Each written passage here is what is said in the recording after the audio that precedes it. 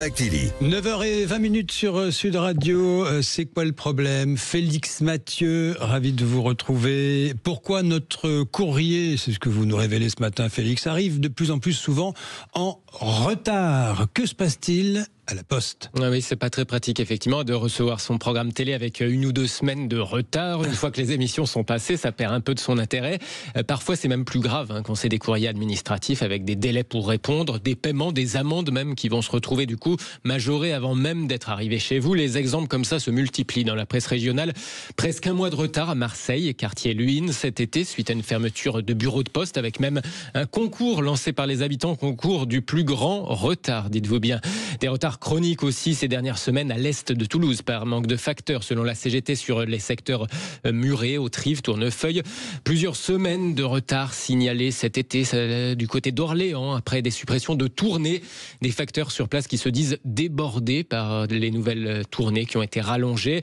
On pourrait comme ça multiplier les exemples. 500 000 lettres en souffrance en Nouvelle-Aquitaine en janvier dernier sur la plateforme industrielle de traitement de Cestas. Bon, en fait, à chaque fois, dans chacun de ces cas, bien souvent, la Poste a une explication. Ici, c'était quelqu'un de malade qu'on n'a pas pu remplacer. Là, une réorganisation ou un réajustement qui doit se résorber bien vite. Mais dans les faits, la multiplication quand même des cas pose un peu de question. Alors, il faut dire, Félix Mathieu, qu'il y a moins de lettres à distribuer. Oui, alors la Poste s'est pris Internet et les emails en pleine figure. Le nombre de lettres s'effondre ces dernières années, donc les bénéfices aussi. Pour autant, les colis, eux, sont plutôt en progression avec les achats en ligne, avec Internet, plus 3,5% les colis l'année dernière. Mais bon, la Poste semble un peu avoir manqué ce virage. Souvent, les livraisons de colis passent par d'autres entreprises, notamment en ville. La Poste, par ailleurs, est devenue une entreprise de droit privé en 2009, en application du droit européen. Société anonyme, alors certes au capital 100% public dans les faits, mais de droit privé quand même, donc idéalement censé être rentable. Face à la chute du chiffre d'affaires, à la baisse du nombre de lettres, eh bien, les tournées ont été rallongées, sauf que pour le facteur, l'arrêt à chaque boîte aux lettres ne dure pas forcément moins longtemps, sous prétexte qu'il y a moins de lettres. Les facteurs dénoncent aussi par ailleurs l'intérim à tous les étages. Là où avant il y avait des titulaires, une absence suffit et c'est toute la chaîne derrière qui va se gripper. Alors, le décor est planté avec vous, Félix, et nous sommes en ligne avec Louis Durand. Bonjour à vous. Bonjour tout le monde.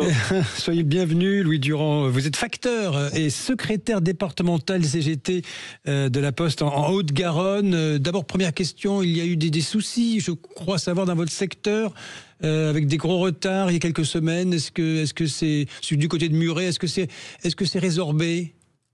Là, actuellement, c'est résorbé, mais bon, on n'est pas à l'abri que ça reprenne assez vite. Ils viennent d'annoncer, par exemple, à Muret qu'il y allait avoir une nouvelle réorganisation au mois de février. Donc, donc ils vont à nouveau subir les suppressions de tournées et donc les rallongements de leur secteur. Ça devient de plus en plus compliqué, hein?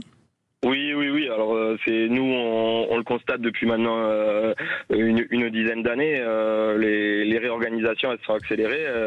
Tous les 2 ans on subit en fait une réorganisation dans nos services avec à chaque fois des suppressions de tournées, à chaque fois des départs de facteurs et donc qui sont soit pas remplacés, soit remplacés par des personnes en contrat précaire.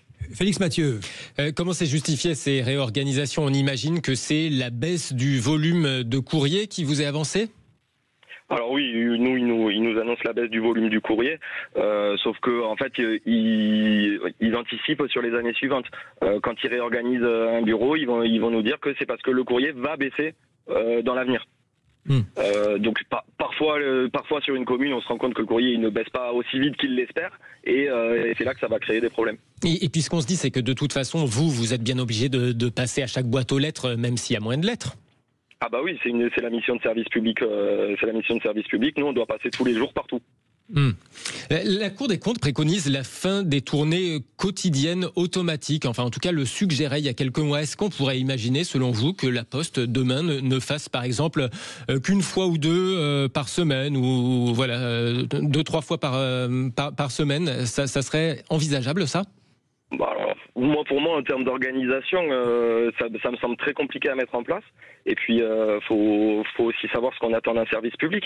Est-ce qu'on attend du facteur qui soit un lien social pour les personnes, ou est-ce qu'on attend du facteur qui soit rentable pour une entreprise?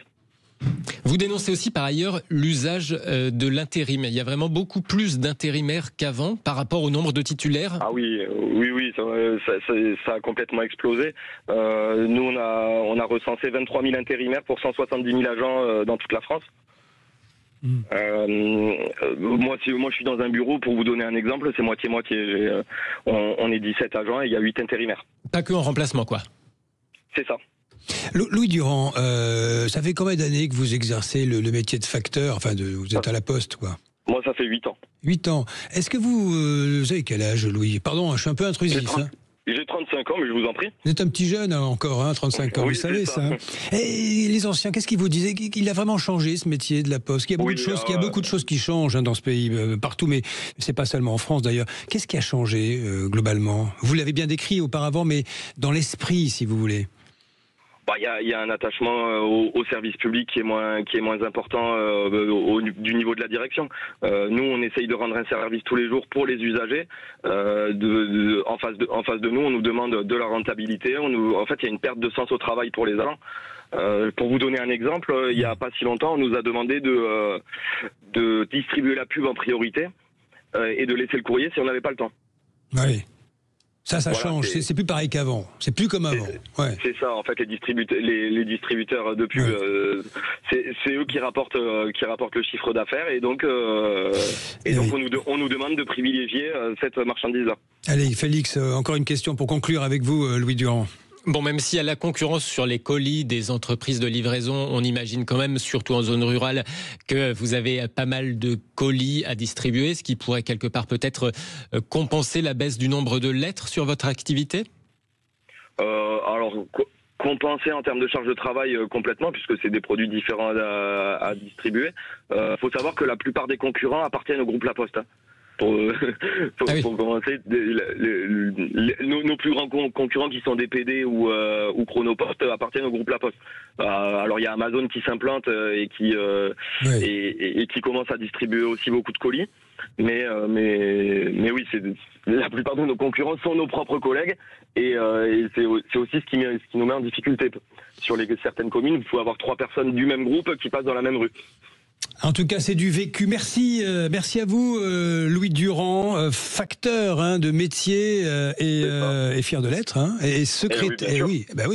Et secrétaire départemental CGT de la Poste en Haute-Garonne, d'avoir témoigné ce matin sur l'antenne de Sud Radio. Merci, Félix Mathieu. Avec plaisir. Et dans un instant, 9h30, dans un court instant, c'est le débat du jour de La Vérité en face. Vous nous appelez au 0826 300 300 avec un livre assez effrayant ce matin, le livre noir de l'argent public signé Jean-Baptiste Léon aux éditions Hugo Doc, furieusement d'actualité en cette période de débat budgétaire et de recherche de milliards désespérément. Allez, à tout de suite pour La Vérité en face.